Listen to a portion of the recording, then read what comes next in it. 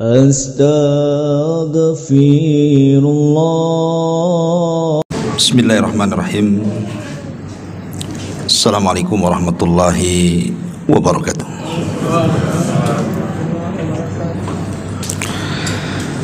Alhamdulillah wassalatu wassalamu ala Rasulillah wa ala alihi wa sahbihi wa mawalah wa la hawla wa la quwata illa billahi wa ba'du. Alhamdulillah, segala puja dan puji hanya milik Allah subhanahu wa ta'ala.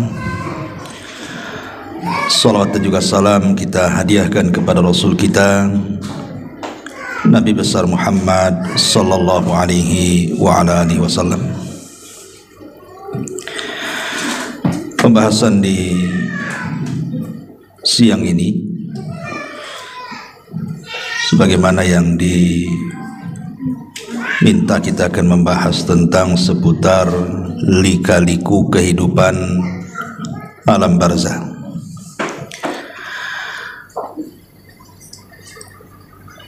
Sesuatu yang harus dipahami dan diyakini adalah kullu nafsin dha'iqatul maut. Setiap jiwa itu pasti mengalami dan disentuh dengan kematian, siapapun dia, tidak orang baiknya, tidak orang jahatnya, tidak para nabi, tidak pula orang-orang sombong, semua tersentuh dengan kematian.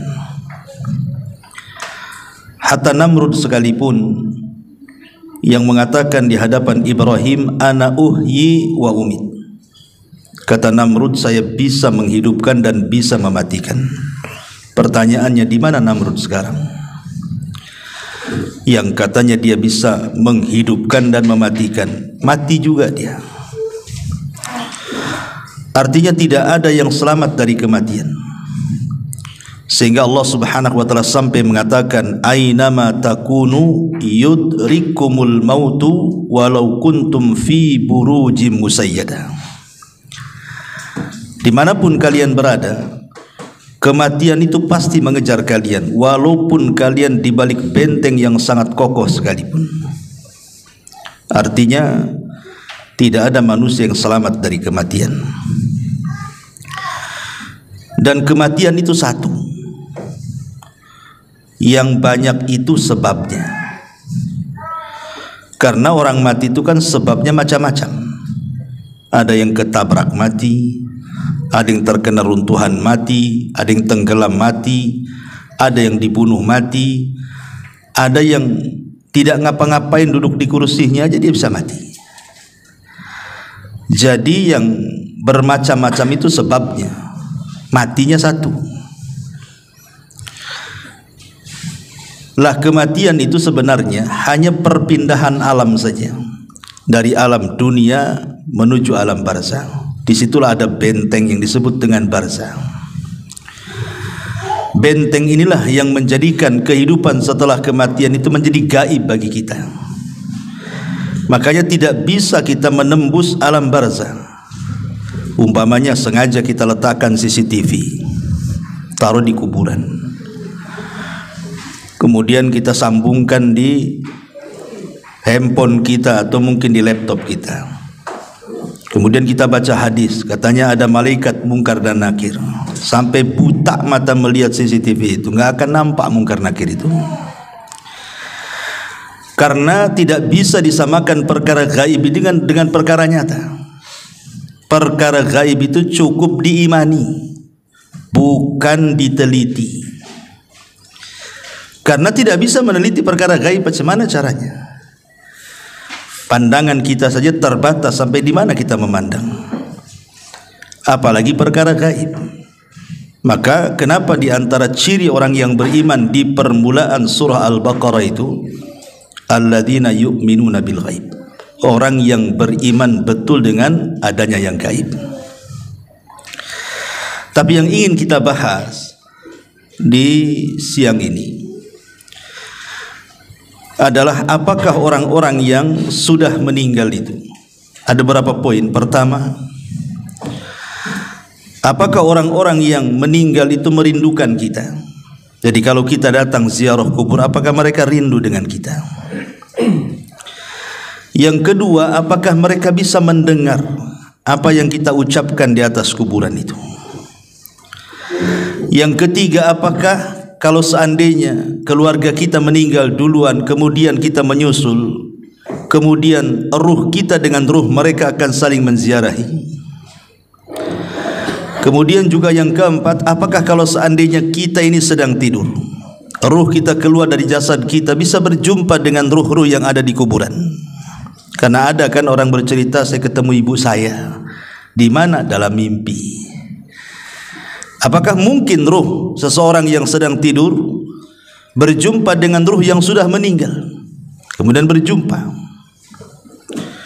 Dan tentu yang tak kalah pentingnya adalah amalan-amalan yang bermanfaat bagi si mayat.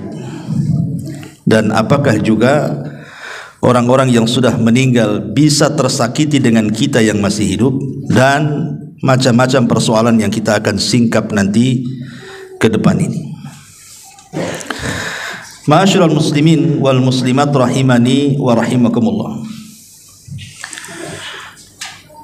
Nabi SAW ketika menziarahi atau ketika mengantarkan jenazah bersama para sahabat,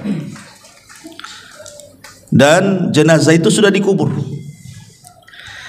apa kata Nabi SAW? Istaghfiru li akhikum fa innahul an yus'al, atau istaghfiru li akhikum wasalu lahu at-tathbit fa innahul an yus'al.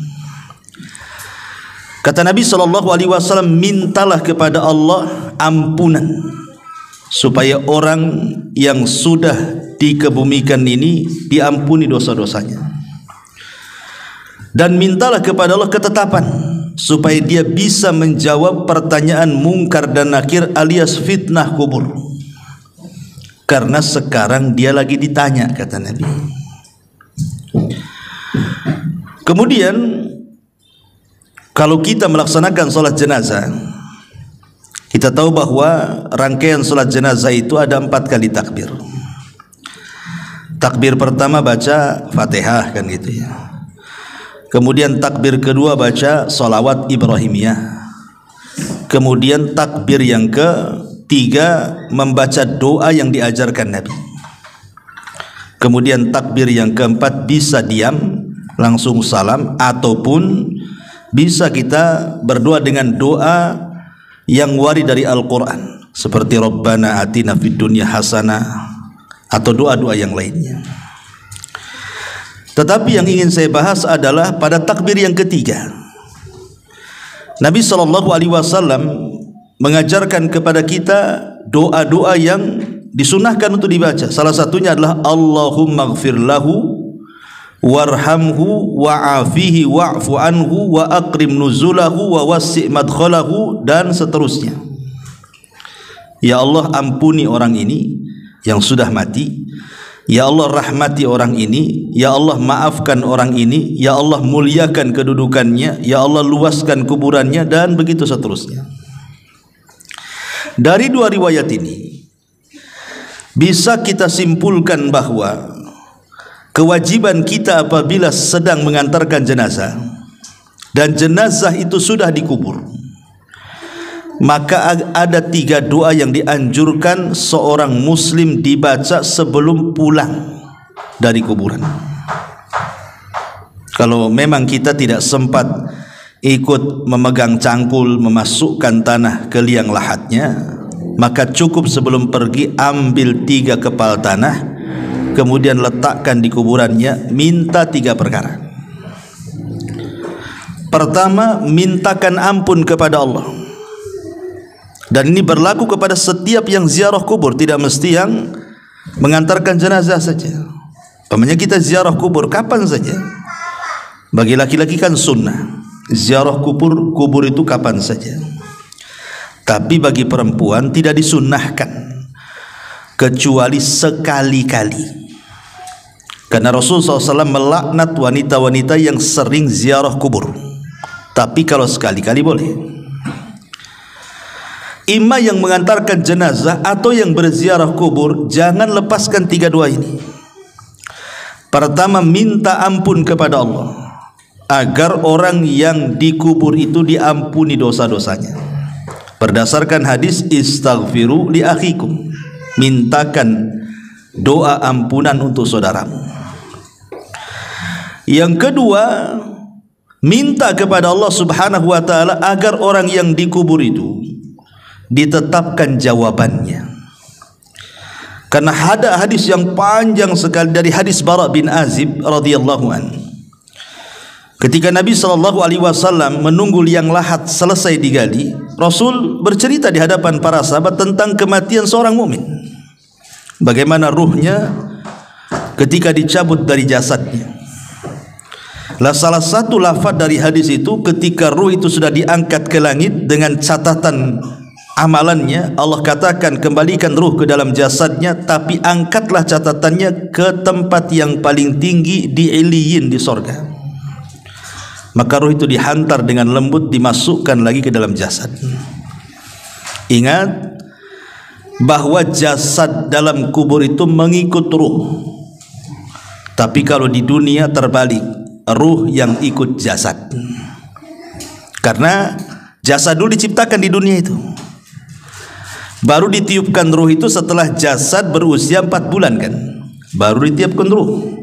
Berarti kalau kita hidup di dunia, yang asal itu jasad dulu, baru ruh yang ikut, karena jasadnya diciptakan.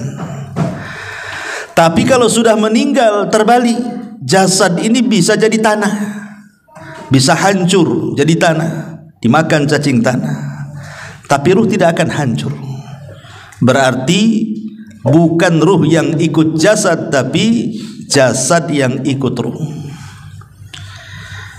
Makanya kemudian jasad itu akan ikut ruh, dan disitulah Munkar Nakir bertanya, man rabbuk, siapa Rabb, wa manabiyuk, siapa nabimu, wa madinuk, apa agamamu.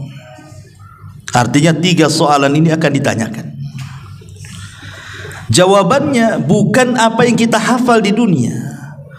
Kalau anda sekarang saya tanya, siapa Tuhanmu? Pasti dengan lantang Allah, Ustaz. Siapa nabimu? Dengan lantang Muhammad, Ustaz. Apa agamamu? Ya Islam lah. Masa Katolik kan gitu? Pasti lantang kita. Tapi apakah kemudian setelah kita dikubur kita sanggup menjawab? Belum tentu. Karena jawaban-jawaban itu ditentukan dengan amalan dia. Apakah dia sudah mengamalkan perintah larangan Allah, mencintai Nabi, betul-betul mempelajari Islam kan itu. Makanya di sini dihajatkan bantuan dari kita yang masih hidup. Berdoa kepada Allah agar dia bisa ditetapkan jawabannya. Karena penetapan jawaban itulah yang Allah katakan, yusabbitullahu alladhina amanu bil qauli tsabit. Allah akan tetapkan jawaban orang-orang yang beriman dengan jawaban yang mantap. Itulah yang menjadikan selamat orang itu dari azab kubur. Karena Utsman ibn Affan kalau diingatkan dengan kuburan menangis, tapi kalau diingatkan dengan neraka santai saja dia. Padahal neraka lebih dahsyat dibandingkan azab kubur kan. Ketika ditanya, wa mayubkika ya Utsman, apa yang membuat anda menangis wahai Utsman? Maka Utsman mengatakan, wailakum, celaka kalian. Kuburan ini bisa saja dia raudhatun min riyadil jannah au hufratun min hufarin nar. Ingat, kuburan ini bisa jadi taman menuju taman-taman sorga, atau boleh jadi menjadi lubang menuju ke lubang neraka. Artinya menentukan selamat di akhirat, keselamatan di kuburan. Kalau selamat di kuburan, insya Allah kesananya mudah. Kalau tidak selamat di kuburan, maka dipastikan kesananya lebih sulit lagi. Makanya sebab itulah kita dianjurkan minta kepada Allah agar orang yang dikubur itu dimantapkan jawabannya. Ini yang kedua. Kemudian yang ketiga, berdasarkan doa dalam salat jenazah tadi, minta kepada Allah agar Allah merahmati. minta kepada Allah satu agar dosanya diampuni, minta kepada Allah yang kedua agar dia dimantapkan jawabannya, minta kepada Allah yang ketiga agar Allah memberikan kasih sayangnya. Sehingga dengan kasih sayang Allah itulah Allah akan mengampuni dosanya dan Allah akan memantapkan jawabannya. 3 soalan ini. Kapanpun antum ziarah kubur, minta 3 soalan ini, 3 doa ini. Ya, datang ke kuburan, kemudian ucapkan salam, kemudian mendekat kuburan, dan jangan bakhil, jangan datang ke kuburan itu mendoakan orang yang dikubur itu saja. Pamannya kita menziarahi orang tua kita yang sudah meninggal, jangan difokuskan kepada orang tua kita saja, tapi doakan juga orang-orang Islam yang dikubur di sekitarnya.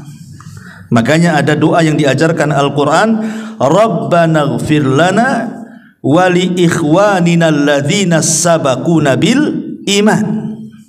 Ya Allah, ampuni akan dosa-dosa saudara-saudara kami yang sudah mendahului kami dengan keimanan. Apa manfaatnya? Kenapa kita tidak fokus saja mendoakan orang tua kita? Kan memang tujuan kita kan menziarah orang tua kita. Kenapa pula yang lainnya kita doakan? Sebab kalau kita mendoakan orang muslim yang dikubur, umpamanya orang muslim ini mungkin ada 1000 kuburan di kuburan kaum muslimin di situ, berarti kita akan mendapatkan pahala 1000 orang yang kita doakan. Itu kalau di kuburan itu ada 1000 kuburan tuh. Kalau 2000 kuburan, berapa banyak kita akan dapat? Kalau seandainya kemudian kita mendoakan bukan hanya kepada yang sudah meninggal, yang hidup pun kita doakan. Allahumma ighfir li hayyina wa mayyitina, atau Allahumma ighfir lil muslimina wal muslimat wal mu'minina wal mu'minat al ahya'i minhum wal amwat, umpamanya. Ya Allah, ampunilah dosa-dosa orang mukmin laki-laki, orang mukmin perempuan yang hidup dan yang mati. Yang hidup berapa? Siapa yang bisa ngitung yang hidup? Satu kota Batam aja kita tidak tahu berapa jumlahnya. Satu Kepri lagi, satu dunia lagi. Berarti kita dapat pahala itu sebanyak jumlah orang Islam yang kita doakan yang hidup. Loh, yang enggak, yang mati. Berapa jumlah yang mati? Itu manfaatnya kita mendoakan orang-orang yang beriman di sekitarnya itu, supaya kita dapat pahala juga. Itu masalahnya. Masuk bakhil orang tuanya kiri kanan, ngapain saya doakan katanya. Enggak begitu. Karena orang muslim itu kal jasadil wahid, seperti jasad yang satu, baik ketika hidup ataupun ketika mati, saling mendoakan.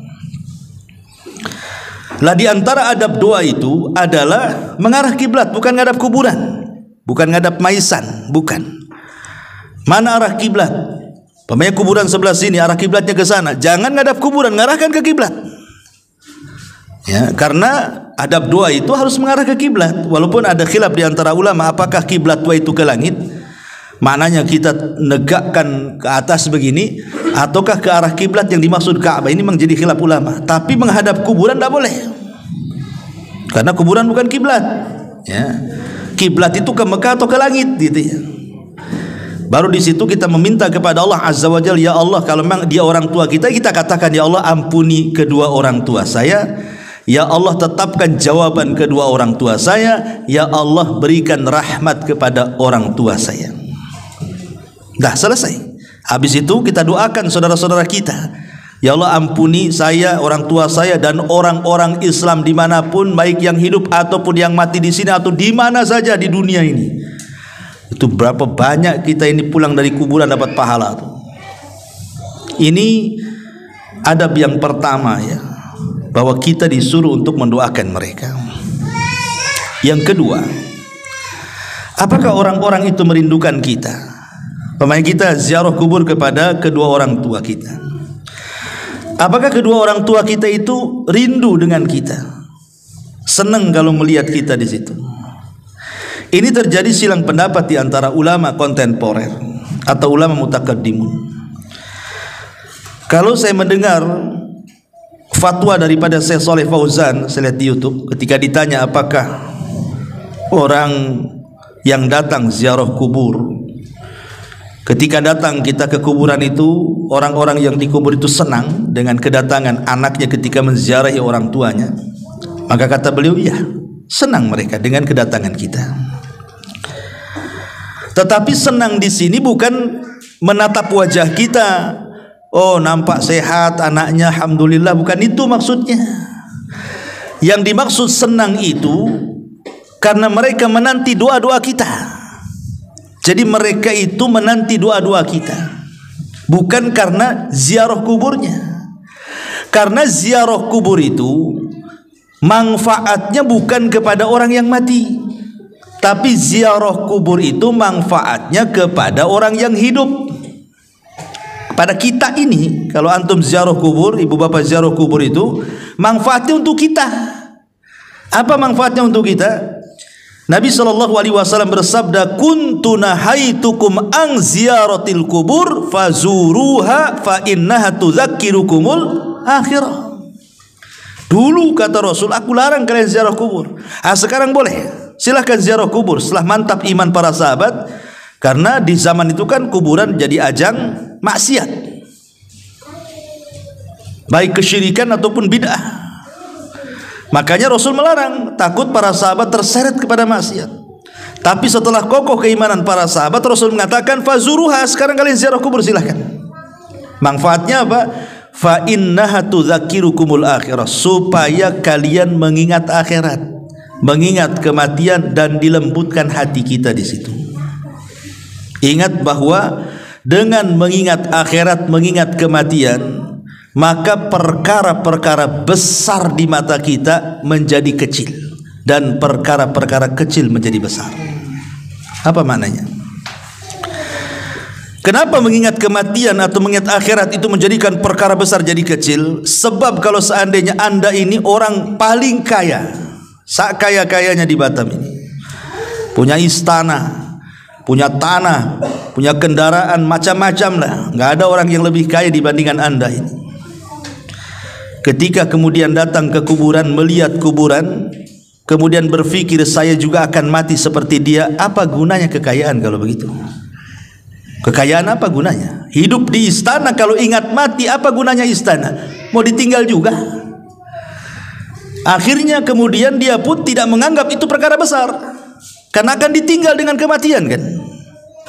Itulah kenapa mengingat kematian itu mengecilkan yang besar ataupun membesarkan yang kecil. Pamannya dia orang susah, tidak sekaya orang-orang kaya.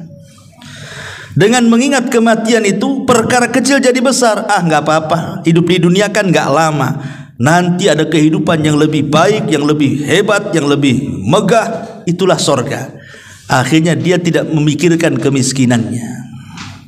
Dari situ muncullah redha dengan pemberian Allah. Ujung-ujungnya ke situ. Dan puncaknya adalah memahami hadis Nabi SAW, man asbaha aminan fi syirbihi mu'afan fi jasadihi walahu qutu yaumihi faka'annama hizat lahu dunya bihadafiriha, kata Rasul. Orang kalau sudah mengingat kematian, walaupun dia susah hidupnya, yang penting ketika bangun di pagi hari aman keluarganya, gak ada yang menyakiti, sehat badannya, gak ada penyakit yang menimpanya, adalah makanan yang dimakan untuk hari itu seolah-olah sudah menggenggam dunia dengan segala isinya. Karena manusia itu di dunia cari apa kalau nggak tiga perkara ini kan? Pertama, aman. Orang itu pengen aman, suami pengen aman dari istri, istri pengen aman dari suami, orang tua pengen aman dari anak, anak pengen aman dari orang tua, orang pengen aman dari tetangga, tetangga pun pengen aman dari kita. Nggak ada ketakutan, nggak ada yang ngancam, nggak ada yang membuat takut, nggak ada takut disakiti, dihasadi. Orang kan pengen aman hidup itu. Sebab kalau aman itu tenang hati, itu yang dicari orang. Sampai-sampai orang itu sampai pindah perumahan itu gara-gara diganggu tetangganya karena nggak aman kan, terpaksa pindah rumah dia. Yang kedua, sehat badannya. Apalagi kalau sudah faktor UU tuh, yang sudah 40, 50, itu kalau bangun nggak ada yang sakit udah seneng sekali itu. Tapi kalau bangun pinggang sakit, kaki asam urat, itu stres tuh. ya, kolesterol naik, stres orang itu. Ya, kemudian juga ada yang dimakan, nggak pusing, yang dimakan sudah ada, yang diminum ada. Apa yang dicari orang itu kan cuma 3 perkara. Sebab satu lolos dari 3 perkara ini nggak aman hidup tuh. Contoh mamanya, badan sehat, ya kan? Tapi nggak aman. Istri disakiti suami, suami disakiti istri, nggak kerasan hidup itu. Walaupun sehat badannya. Ataupun mungkin oke lah dia harmonis rumah tangganya, anak-anaknya baik-baik, tetangganya oke-oke. Stroke pula lah dia, stres juga. Ya, oke lah sehat badannya, aman semuanya, tak ada yang dimakan pula dia, stres juga hidup itu. Nah kalau 3-tiganya sudah ada, tenang hidup di dunia tuh. Itulah yang dikatakan menggenggam dunia, itulah karena 3 perkara ini yang dicari manusia. Makanya kemudian kalau orang ingat mati itu, perkara besar menjadi kecil, perkara kecil menjadi besar. Karena berujung dari mengingat kematian berakhir dengan redho dengan pemberian. Awalnya ingat mati, ujungnya apa? Redho dengan pemberian. Ah kita akan mati juga, mengapain juga sibuk-sibuk. Tenang jadinya hati. Itulah tujuan ziarah kubur itu. Makanya ini bapak-bapak ini kalau sudah kasih mak-maknya ajak shopping, belokkan aja ke Tamiang tuh. Ya, ajak yuk kita ke Top Cepe Batu Aji, tapi ngarahnya ke kuburan Tamiang. Ah ini bu, Top Cepenya ada di sini. Gitu. Mau mati atau mau hidup kan itu. Supaya lembutlah hati itu. Jangan asih dunia terus. Jadi ziarah kubur itu manfaatnya untuk siapa? Untuk kita yang berziarah, bukan untuk orang mati. Orang mati itu bermanfaat kalau kita berdoa. Doanya itu yang manfaat. Itulah yang membuat penghuni kubur senang dengan kedatangan kita maksudnya. Ini satu pendapat ya. Tetapi Syekh bin Baz rahimahullah ta'ala yang saya baca dalam fatwanya, dia tawakuf dalam masalah ini. Apakah kemudian kalau kita ziarah kubur, penduduk kubur itu senang atau tidak senang? Kita tidak bisa mengatakan iya ataupun tidak. Kan ini perkara gaib masalahnya. Perkara gaib itu tidak bisa ditetapkan kecuali dengan dalil. Kalau tidak ada dalil, tawakuf. Tapi yang jelas bahwa okelah kita tidak mengatakan dia senang ataupun tidak senang. Tapi yang namanya doa bagi para penziarah kubur untuk para penghuni kubur itu, itulah yang disepakati para ulama sampainya pahala kepada orang yang meninggal. Kan amalan-amalan nanti saya jelaskan. Amalan-amalan itu kan banyak tuh yang bermanfaat kepada untuk orang yang sudah meninggal itu. Tetapi dari seluruh amalan itu yang ada 8 tuh ataupun 10 amalan itu, yang disepakati cuma 2. Maksudnya tidak ada khilaf ulama. Kalau kita lakukan pasti sampai kepada orang yang meninggal. Apa itu? Pertama doa, dan yang kedua sedekah. Cuma 2 ini. Ini sepakat. Tidak ada khilaf ulama. Adapun menghajikan orang yang sudah meninggal, korban untuk orang meninggal, baca Quran untuk orang meninggal, ini masih khilaf. Ada perselisihan ulama. Ada yang mengatakan sampai, ada yang mengatakan tidak sampai, wallahu a'lam. Tapi yang disepakati jelas-jelas dalilnya berdasarkan nas gitu ya. Doa pasti sampai. Yang kedua sedekah pasti sampai. Kenapa? Karena ada hadisnya. Idza mata ibnu Adam in qata amaluhu illa min salasin sadaqatin jariyah. Lihat sedekah yang mengalir. Kemudian au ilmin yuntafa'u bihi, ilmu yang bermanfaat, au waladin salihin yad'u, anak yang soleh yang mendoakan. Maka sedekah dan doa itu sepakat sampai. Jadi kalau kita ingin ngirim pahala kepada orang yang meninggal, yang jelas-jelas ini berdoa, tidak mesti di kuburan. Doa itu di mana saja akan sampai, dan jangan diyakini doa di kuburan lebih sampai dibandingkan doa di masjid. Tidak ada keyakinan seperti ini. Justru di masjid ya lebih afdol kalau berdoa kan, udah rumah Allah, tempatnya bersih gitu ya. Tapi ziarah kubur itu, berdoa di situ ada nilai plusnya, mengingat kematian, melembutkan hati, mengingat akhirat. Makanya di antara salam kepada penduduk kuburan itu salah satu lafadznya wa inna bikumul lahikun, kami juga akan menyusul kalian. Kami juga akan sampai seperti kalian. Jadi terjadi silang pendapat di sini ya. Apakah penduduk kuburan itu senang ataukah tidak senang? Ada yang mengatakan senang seperti fatwanya Syekh Shalih Fauzan, ada yang mengatakan tawakuf seperti Syekh bin Baz gitu ya. Ya, kalau ulama dulu yang mengatakan seperti Syekh Al-Imam Ibnul Qayyim dalam kitabnya Ruhiyah, senang. Dan juga gurunya Ibnu Taimiyah rahimahullah mengatakan senang. Mereka senang dengan kedatangan kita. Kemudian kita, karena mereka menanti doa kita, bukan senang ingin lihat wajah kita. Percuma juga kalau kita datang nggak mendoakan, ngapain juga kan begitu. Yang mereka minta itu adalah doa-doa kita kepada mereka. Doa seperti apa? Ya 3 tadi doanya yang didoakan itu. Mintakan ampunan, mintakan ketetapan, mintakan rahmat. Itu 3 doa, habis sudah selesai itu. Itu yang kita minta kepada Allah Azza wa Jalla. Doa panjang, intinya cuma 3. Minta ampun, minta rahmat, minta ketetapan.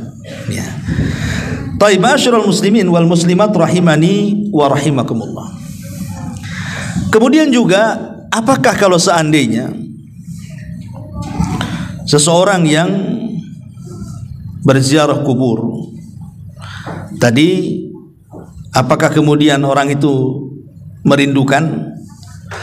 Nah, sekarang pembahasan selanjutnya, apakah kalau kita ini datang ke kuburan kemudian kita berbicara sesuatu dengan orang yang dikubur itu, mereka mendengar pembicaraan kita ataukah tidak? Ini juga menjadi polemik para ulama. Apakah si mayat itu mendengar orang yang hidup ataukah tidak mendengar orang yang hidup? Taib. Pertama, bahwa sebagian ulama mengatakan mereka mendengar. Seperti Imam Ibnul Qayyim rahimahullahu taala mengatakan mendengar dalam kitab Ruh. Alasannya satu, karena ada hadis Nabi sallallahu alaihi wasallam terdapat dalam Sahih Bukhari Muslim. Nabi SAW mengatakan tentang orang yang sudah meninggal. Apa kata Rasulullah? Innahu la yasma'u safqa ni'alihim idan saraf. Jadi orang-orang yang dikubur itu mendengar suara langkah terompah kita itu, suara sandal kita itu mereka dengar. Sampai kemudian sayup-sayup kita keluar dari kuburan baru hilang, baru mereka tidak mendengar lagi. Jadi ada nas bahwa mereka mendengar suara terompah. Berarti kan mendengar mereka. Ini satu riwayat. Riwayat yang kedua, ketika terjadi perang Badar, banyak tokoh-tokoh musyrik itu dibantai oleh kaum muslimin, seperti Abu Jahal atau Amr ibn Hisham, kemudian Umayyah ibn Khalaf, kemudian Syaibah, kemudian Al-Walid. Banyak tokoh-tokoh Quraisy itu yang meninggal di perang Badar.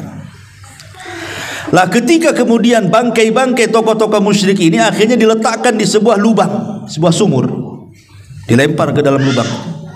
Ya.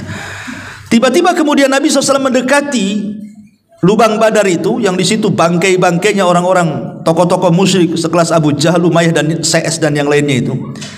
Tiba-tiba Nabi SAW ngomong pula di sumur itu.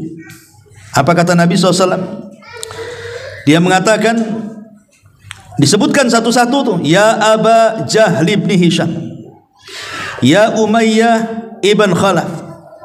Kemudian kata Nabi SAW, telahkah sampai kepada kalian janji Allah kepada kalian? Sungguh janji Allah yang Allah janjikan kepadaku sudah sampai kepadaku, katanya. Umar bin Khattab heran, ngapain Nabi SAW ngomong di depan lubangnya bangkai-bangkai orang-orang musyrik jahiliyah itu, orang-orang musyrik, tokoh-tokoh musyrik itu. Kok Nabi kok ngomong di situ? Jadi Umar bin Khattab radhiyallahu mengatakan, ya Rasul, innahum jusas, mereka bangkai-bangkai, kenapa kau ajak ngomong, katanya. Apa kata Nabi SAW di hadapan Umar bin Khattab? Walladhi nafsi biyadi ma anta bi asma lima aqulu minhum walakinnahum la yaqdiruna an yujibu. Umar, engkau tidak lebih mendengar daripada aku tentang mereka. Aku ngomong itu mereka dengar, tapi mereka tak bisa jawab, katanya. Artinya kan mereka dengar di sini. Karena Rasul ngajak ngobrol di situ. Ya, makanya Umar mengatakan, engkau bangkai kau diajak bicara, katanya. Maka Rasul tidak. Kau tidak lebih dengar daripada aku, kata Rasul. Demi zat yang jiwaku berada di tangannya, engkau tidak lebih mendengar daripada aku, kata Rasul. Tapi mereka tidak sanggup jawab saja. Kemudian juga dalil yang ketiga, kita disuruh mengucapkan salam. Kata Nabi SAW, Qulu assalamu alaikum dara qaumi mu'minin wa inna insya'allahu bikum mulahikun. Ucapkan kalau kalian masuk kuburan, keselamatan bagi kalian wahai penduduk kubur dari kalangan orang-orang yang beriman, dan insyaallah kami pun akan menyusul kalian. Mengucapkan salam berarti harus dijawab tuh. Berarti kalau kita mengucapkan salam berarti mereka mendengar salam kita. Dan ada beberapa dalil yang menunjukkan bahwa mereka mendengar. Tapi bagi kelompok yang mengatakan tidak, mereka tidak dengar, mereka berdalil dengan surah Fatir ayat 22. Allah Subhanahu wa taala mengatakan, "Wa ma anta bimusmi'in man fil kubur." Hei Muhammad, engkau tidak bisa memperdengarkan orang-orang yang di kuburan itu. Ini Quran mengatakan engkau tidak bisa memperdengarkan orang-orang yang di kuburan, surah Fatir 22 itu. Dan Allah juga mengatakan, innaka la tusmi'ul maut, engkau tidak bisa memperdengarkan orang yang sudah mati. Ini dua nas Quran ini menunjukkan bahwa orang yang dikubur tidak mendengar apa yang ada di atas kubur karena mereka sedang sibuk. Orang yang dikubur loh sedang sibuk. Kalau mereka orang kafir sibuk diazab, mana bisa dia ngerekan kita yang ada di kubur? Dia sedang diazab. Ya. Kalau dia mendapatkan nikmat kubur, dia sedang bersenang-senang dengan nikmatnya. Lebih nikmat di kuburan daripada senikmat-nikmatnya orang nikmat di dunia. Ngapain pula direkan orang di atas kuburan? Artinya di sini ada kelompok yang mengatakan mendengar, ada kelompok yang mengatakan tidak mendengar. Wallahu a'lam. Kita tidak bisa mengatakan mendengar, kita tidak bisa mengatakan tidak mendengar, tetapi yang jelas bahwa kita tetapkan yang berdasarkan nas saja. Mereka mendengar tetapi yang berdasarkan dalil. Maksudnya begini, yang berdasarkan dalil itu. Contoh seperti tadi, mereka mendengar suara sandal. Ini konteksnya apa? Konteks hadis bahwa orang-orang yang dikubur itu mendengar suara sandal, ini bicara soal ketika kita mengantarkan jenazah. Apabila kita mendengar kata jenazah, kemudian jenazah itu dikubur, kemudian kita pulang, mereka masih mendengar suara sandal kita. Apakah setelah kemudian kita pulang kemudian ziarah kubur dengar lagi suara sandal? Ya enggak juga kan begitu. Artinya konteksnya hanya ketika menguburkan saja mereka dengar. Apakah mereka mendengar seterusnya? Itu Allahu a'lam. Ya. Ataupun ketika kita mengantarkan jenazah dari rumah menuju kuburan. Kalau dia orang yang beriman, maka dia mengatakan kepada orang pengantar-pengantar itu, mengatakan apa? Segerakan aku, qaddimuni. Nah, kan? Karena dia mendengar suara orang yang mengantarkan dia ke kuburan kan. Tapi kalau dia orang jahat, dia mengatakan, wailakum aina tadhhabun. Celaka, kau mau pergi kemana aku ini, katanya. Mau dibawa kemana aku ini, katanya. Dia mendengar. Ya. Nah, itulah yang dinaskan. Jadi maksudnya di sini, apakah mereka mendengar seterusnya ataukah mendengar sesuai dengan nas? Menurut Syekh Utsman Khamis yang saya dengar di YouTube, bahwa kalau melihat dalil yang mereka mendengar secara nas saja, tidak seterusnya mendengar. Ya, walaupun kita tidak menafikan ada yang berpendapat mendengar terus. Kalau kita datang dan kita bicara mereka tahu. Ada yang mengatakan sama sekali tidak mendengar. Intinya ini menjadi ranah khilaf ulama. Ya, tapi yang selamat adalah kita tidak mengatakan mendengar, ya kita juga tidak mengatakan tidak mendengar. Kita ikut dalil saja. Wallahu a'lam. Ini perkara yang kedua. Yang ketiga, apakah orang yang tidur kemudian bangun cerita dia, saya tadi mimpi ketemu ibu saya. Kan ada yang gitu tuh ya. Ketemu ayah saya, ngajak ke pasar beli soto namanya kan. tapi dalam mimpi. Ya. Mungkin nggak ruh kita yang sedang tidur berjumpa dengan ruh yang sudah meninggal itu? Mungkin nggak gitu pertanyaannya di sini. Maka dijelaskan oleh para ulama, lam yathbut fi hadza syai'un. Ini saya menukilkan perkataan Syekh bin Baz ya. Memang tidak ada dalil sama sekali tentang hal ini, bahwa ruh orang yang tidur bisa berjumpa dengan ruh orang yang sudah meninggal. Tetapi kata Syekh bin Baz, innama dzakara ba'du ahli ilmi annal arwaha fin naumi qad taltaqiya bi arwahil amwat. Tapi kata Syekh bin Baz, secara dalil memang tidak ada. Saya belum mendapatkannya kata beliau. Tetapi ternukilkan dari kalangan ahli ilmi, maksudnya kalangan ulama, bahwa ruh-ruhnya orang yang tidur itu bisa berjumpa dengan ruh-ruhnya orang yang sudah meninggal. Wa hadza qad yaqau fi ba'dil ahyan, dan ini kata beliau terkadang bisa terjadi pada tempo-tempo tertentu. Ma yadullu alaihi, apa yang menunjukkan kepada peristiwa itu. Fa inna ruha indallah, karena ruh itu di sisi Allah. Faruhul mu'min fil jannati wa ruhul kafir tu'adzab, karena ruhnya orang mukmin di sorga dan ruhnya orang kafir sedang diadab. Lakin qad arsala hadhihi ruh ilal badan lis salami ala man yusallim alal kubur. Tetapi ruh ini terkadang dimasukkan lagi ke dalam jasad hanya untuk menjawab salam orang yang sedang berziarah kubur. Jadi kan ruhnya seorang mukmin kan di sorga tuh. Tapi kalau ada orang yang ziarah kubur kemudian mengucapkan salam, ruh itu akan dikembalikan ke dalam jasad hanya untuk menjawab salam kemudian balik lagi ke sorga, gitu maksudnya. Ada yang seperti itu dalil penetapannya. Tapi kalau dalil apakah ruh orang yang sedang tidur berjumpa dengan ruh orang yang mati, secara dalil tidak diketemukan. Tetapi ijtihad para ulama, ya, ada yang mengatakan bisa saja. Buktinya banyak cerita yang seperti itu. Banyak bercerita orang-orang yang ketemu dengan ibunya, ketemu dalam mimpi, ketemu dengan bapaknya di dalam mimpi kan. Kadang-kadang ada yang bercerita seperti itu. Sehingga secara kenyataan dalil tidak ada. Itu maksudnya, ya. Makanya beliau mengatakan lakin laisa fil ahadits as-sahihati fi ma na'lam ma yadullu ala anna hadhil arwah tatalaqa. Tetapi tidak ada hadis-hadis yang sahih sepengetahuan kami, kata beliau, yang menunjukkan bahwa ada ruh bisa berjumpa, maksudnya ruh orang tidur bisa berjumpa dengan ruh orang yang meninggal. Wallahu alam, ya.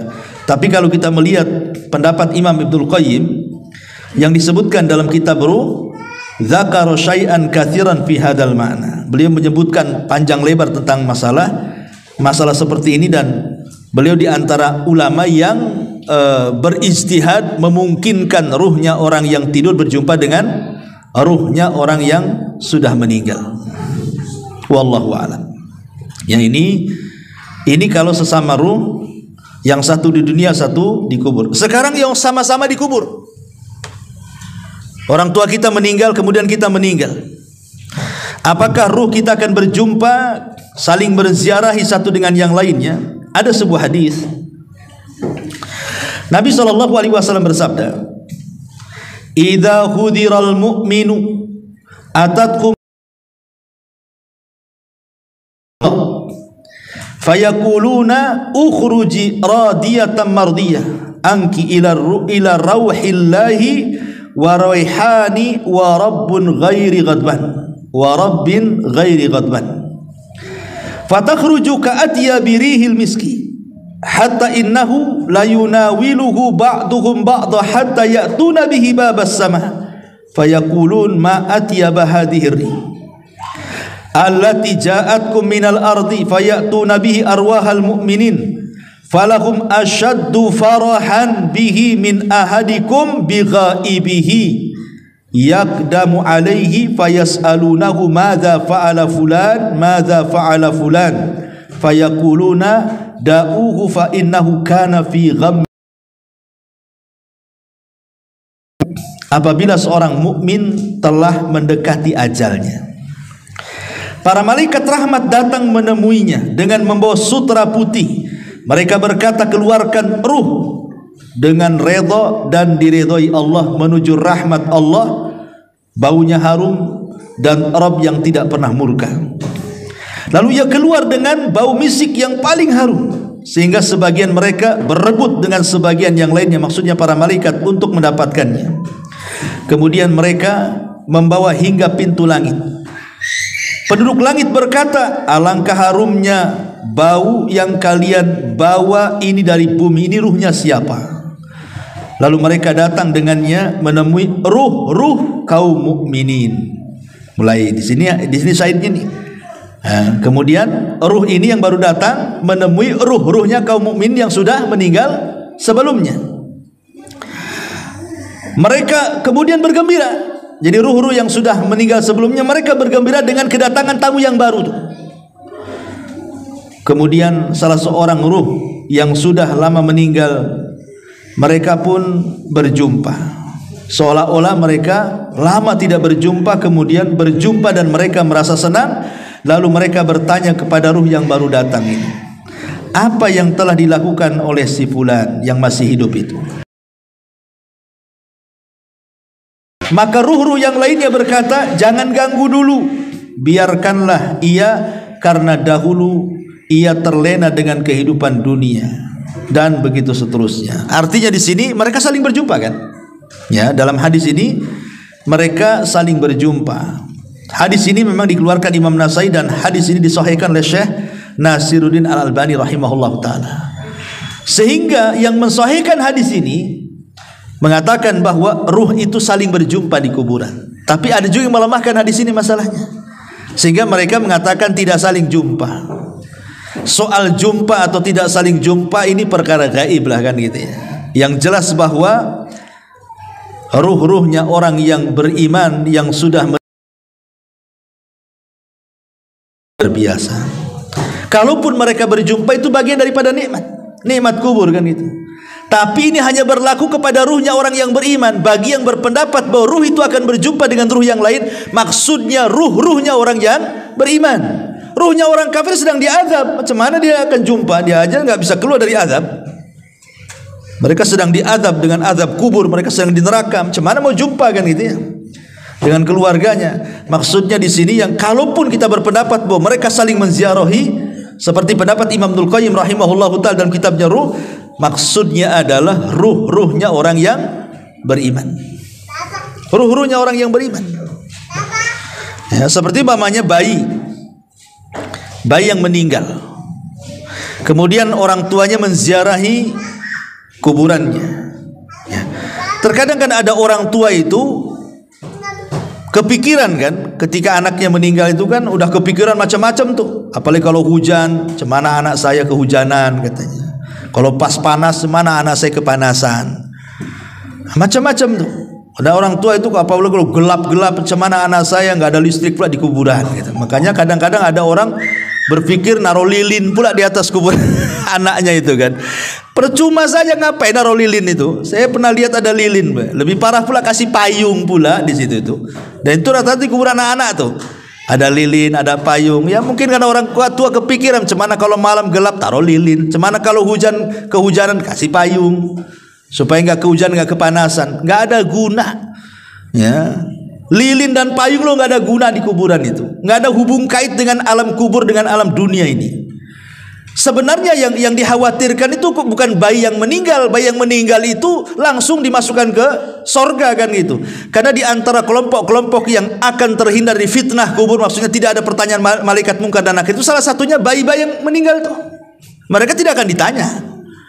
Walaupun jumhur ulama mengatakan mereka ditanya, tapi pendapat yang kuat wallahu alam mereka tidak ditanya. Karena ada beberapa orang yang tidak akan terkena fitnah kubur. Salah satunya para nabi. Para nabi tidak akan ditanya. Objek pertanyaannya siapa nabimu? Masa nabimu ditanya lagi? Siapa nabimu? Ya saya kan. Kan nggak mungkin juga kan itu ya. Nabi tidak mungkin ditanya karena dia objek pertanyaan. Para siddiqin tidak mungkin ditanya. Para syuhada tidak akan ditanya. Ya, kemudian orang-orang yang ribat, orang-orang yang berada di perbatasan kayak orang Palestina itu kan diribat tuh namanya. Mereka tidak akan ditanya kalau meninggal. Termasuk juga bayi-bayi yang meninggal, termasuk orang gila tidak akan ditanya tuh.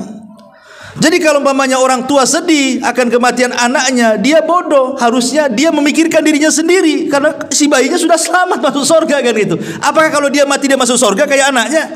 Harusnya dipikirkan jangan bayinya, dia yang dipikirkan harusnya, gitu maksudnya. Kalau bayi yang meninggal itu udah jelas-jelas dia masuk surga. Bahkan dia akan jadi syafaat bagi orang tuanya. Bahkan kalau orang tuanya beriman, maka bayi itu akan menunggu di pintu surga.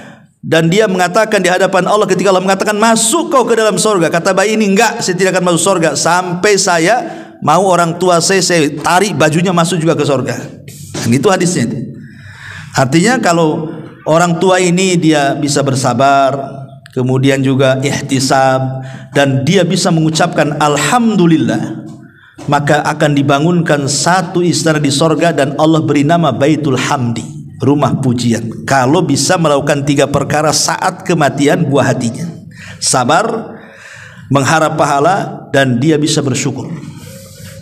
Ucapkan innalillah wa inna ilaihi rajiun, Allahumma jurni fi musibati, alhamdulillah ala kulli hal. Ini 3 ucapan. Kalau dia bisa mengucapkan 3 ucapan ini, maka Allah bangunkan satu istana Baitul Hamdi di surga.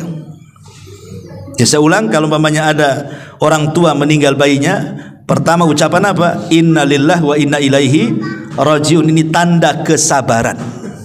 Tanda orang sabar, dia bisa mengucapkan innalillah wa inna ilaihi rajiun. Kemudian yang kedua ihtisab, mengharap pahala, berdoa kepada Allah, Allahumma jurni fi musibati, ya Allah. Yang ketiga bersyukur, alhamdulillah ala kulli hal.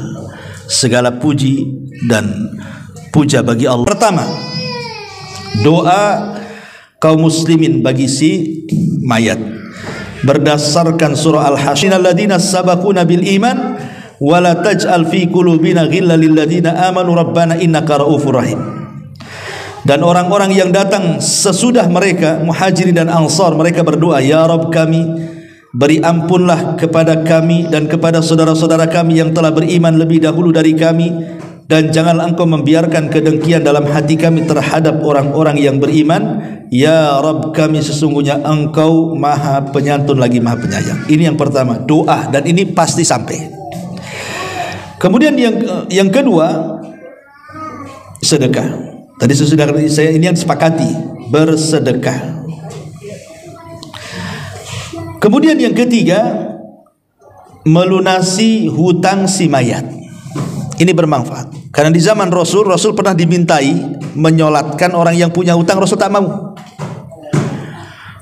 Si mayat itu sudah dimandikan, sudah dikafankan, dan tinggal disolatkan. Setelah tinggal disolatkan, seorang sahabat kemudian menyampaikan kepada Rasul, semua sudah siap, silahkan anda solatkan. Apa kata Rasul? Hal alaihi dainun, apakah dia punya hutang? Iya, 2 dirham. Dia punya hutang 2 dirham. Kata Rasul, solatkan oleh kalian, saya tidak akan menyolatkannya. Kemudian ada seorang sahabat namanya Abu Qatadah, min 2 dirham, aku yang bayar, solatkan dia. Kata Rasul, yakin kau bayar? Iya, saya bayar. Akhirnya Rasul menyolatkan. Besoknya ditanya lagi, Abu Qatadah, udah bayar nggak 2 dirham tuh? Rasul, baru kemarin dia mati. Tunggulah, katanya. Hari ketiga ketemu lagi, Abu Qatadah, sudah aku bayar 2 dirham itu. Sudah wahai Rasul. Apa kata Rasul? Al-an barudat kubru. Sekarang kuburannya sudah dingin. Kemarin panas tuh, kata. Ya. Jadi utang tuh bau panas tuh di kuburan. Sekarang sudah dingin kuburannya, kata Nabi. Ya. Ini yang ketiga, melunasi hutang. Kemudian yang keempat, mengqadha puasa. Kalau si mayat ini punya nazar berpuasa, belum sampai, maka walinya mengqadha puasa. Karena ada hadis mengatakan, man mata wa alaihi siyam sama'an waliyu. Siapa yang mati dalam kondisi dia sedang melaksanakan puasa wajib, maka yang mempuasakanlah walinya. Pamannya dia punya anak 4 atau 5, dibagi-bagi sajalah. Pamannya ayahnya bernazar berpuasa sebulan, baru meninggal, nazarnya belum dilakukan. Ya sudah, sebulan tuh bagi 4 saja, berarti seminggu kan, anak 4 tuh bagi 4, jadi ya selesai itulah ya. Nah, kemudian juga yang kelima, di antara yang bekas-bekas amal soleh. Bekas-bekas amal soleh, maksudnya bekas-bekas amal soleh itu mengajarkan ilmu kepada orang. Pamannya ibu ngajari anak surah Al-Fatihah, ya kan? Akhirnya anak itu bisa dia baca Fatihah karena ibu yang ngajari. Ketika ibu meninggal, anak ini baca Fatihah terus pada setiap sholatnya. Berarti ketika anak ini membaca surah Al-Fatihah, itulah sampai, itu bekas-bekas kebaikan dia tuh. Makanya kalau bisa, ini orang tua nih saya anjurkan, ibadah-ibadah wajib dan yang sering dilakukan itu kalau bisa jangan orang lain ngajari. Yang umpamanya sholat, kalau bisa kita yang ngajari anak tuh. Ngaji, kalau bisa kita yang ngajari. Ya, jangan orang lain suruh ngajari, nanti pahalanya dikasih orang lain jadinya kan. Dia sholat terus karena orang itu yang ngajari, dia yang dapat pahala. Jadi yang wajib-wajib itu kalau bisa orang tua lah yang ngajari itu. Terutama ngaji lah, minimal surat Al-Fatihah gitu, yang memang itu dibaca setiap sholat kan, supaya ngalir terus tuh. Ya, coba bayangkan pahala guru itu, guru TK umpamanya kan, itu dia dapat santri 20 semua yang ngajari Fatihah, guru TK, banyak dia pahalanya, udah mati tuh. Kalau seandainya kemudian anak didiknya besar jadi guru, punya murid jadi guru, itu namanya multi level pahala tuh. Sampai itu namanya baqiyatus salihah, namanya bekas-bekas amal soleh itu akan sampai kepada si mayat. Artinya di dalam hadis itu au ilmun yuntafa'u bihi, atau ilmu yang bermanfaat itu namanya ya, itu baqiyas salihah itu. Kemudian juga yang bermanfaat adalah menghajikan. Karena ada riwayat seorang anak ingin menghajikan orang tuanya, kata Rasul, hajikan saja. Ya, artinya sampai orang yang menghajikan kepada orang yang meninggal. Adapun tentang qiraatul Quran, bacaan Quran ini menjadi khilaf panjang ulama nih. Apa kalau kita baca Fatihah, baca Al-Baqarah, baca apa kepada orang tua itu sampai atau tidak? Ada yang mengatakan sampai, ada yang mengatakan tidak sampai. Tapi kalau yang dimaksud yang saya dengar dari beberapa ulama itu bukan menghadiahkan bacaan, bukan, tetapi menghadiahkan pahala setelah kita membaca. Kita baca dulu Qurannya. Setelah kemudian selesai baca Quran, kita mengatakan, ya Allah, kalau tadi bacaan Quran itu Engkau kasih aku pahala, aku kirimlah pahala ini kepada orang yang kucintai, orang tua saya. Itu namanya tawasul dengan amal soleh, tawasul dengan bacaan Quran. Ya, bukan dengan bacaannya, karena belum tentu dapat pahala kan masalahnya. Apalagi orang-orang yang manggil orang pamannya nih, baca Quran di rumah untuk orang mati. Pertanyaannya, apakah orang yang Anda panggil membaca Quran itu dia dapat pahala atau tidak? Bisa saja nggak dapat pahala, karena tujuan orang yang dipanggil itu jangan-jangan hanya ingin dapat duit saja kan. Saya disuruh ke sana untuk baca Quran, pikiran dia saya digaji di situ. Orang baca Quran digaji nggak dapat pahala, kalau nggak dapat pahala apa yang mau disampaikan? Makanya kemudian kalaupun harus mengirim bacaan Quran itu maksudnya bertawasul dengan bacaan Quran, dengan amalan baik tadi. Setelah baca Quran, ya Allah, kalau seandainya ini ada pahalanya, aku kirimkanlah kan itu. Seperti ada seorang ulama namanya Rabi ibn Khaisam. Rabi ibn Khaisam itu kalau dari rumah ke masjid itu pandangannya selalu melihat ke bawah. Kalau ada paku, ada beling, ada jarum, ada lidi, ada pokoknya kalau ganggu-ganggu orang lah itu, maka dia ambil pakunya, dia ambil belingnya, kemudian disisihkan ke pinggir jalan. Kemudian dia mengatakan, ya Allah, kalau dengan membuang hal-hal yang membahayakan orang berjalan ini ada pahalanya, maka aku kirim kepada orang tuaku. Itu namanya tawasul dengan amal soleh itu. Nah, jadi nggak apa-apa, pulang dari sini tengok jalan terus, nampak ada paku turun. Nah, ini kalau bisa mengganggu orang ini, bahaya nih kena paku nih. Ya Allah, kalau ada pahalanya saya kirim kepada orang tua. Jalan lagi nampak ada polisi tidur, wah ini bahaya ini, langsung ambil cangkul. Kan itu. Besoknya lebih tinggi lagi polisi tidur. Intinya bahwa boleh seseorang begitu. Tapi kalau yang mengirimkan bacaan, nah itulah yang jadi khilaf ulama, apakah sampai atau tidak ya. Wallahu alam. Ini pembahasan panjang masalah ini. Bagaimana kalau seandainya orang tua kita meninggal dunia, kita ingin berbuat baik. Berbuat baik kepada orang tua yang sudah meninggal. Kadang-kadang anak ini baru menyesal ketika orang tua sudah meninggal.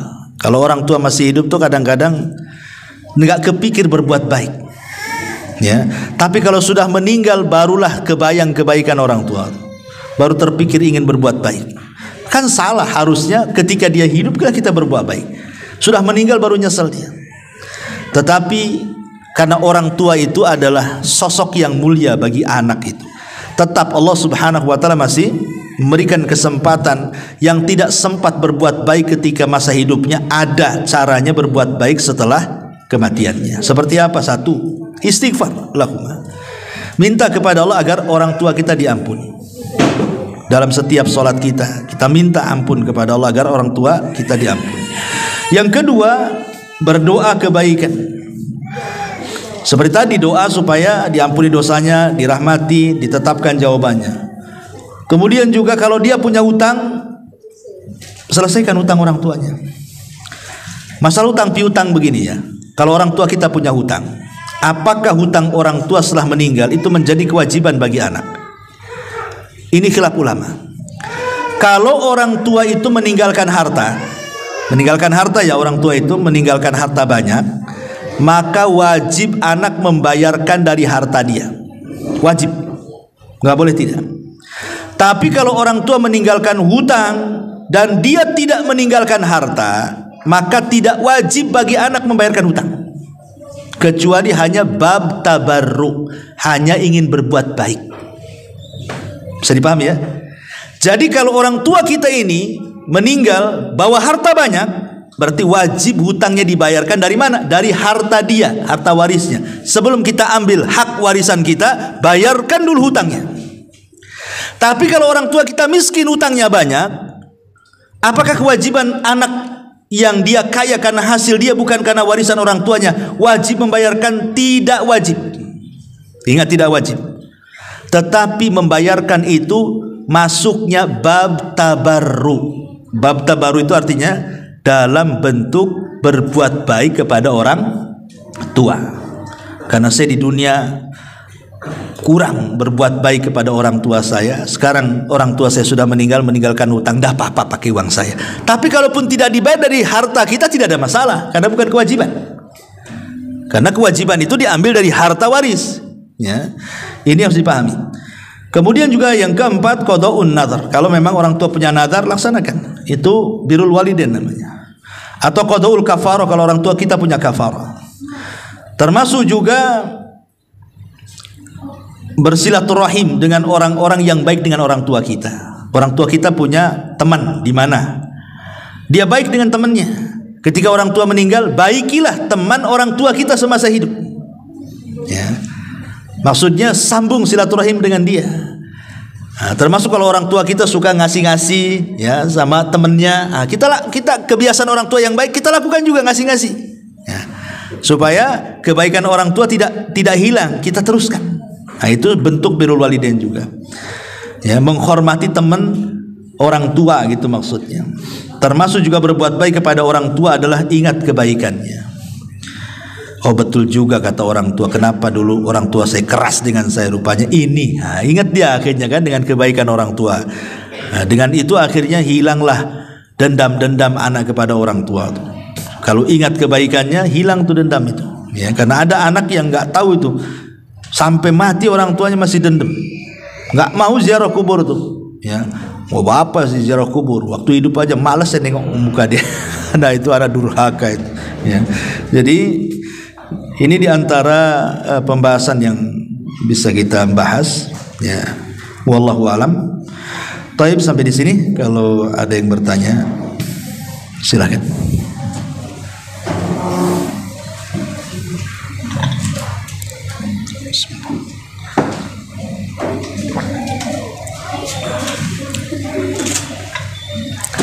Tak ada.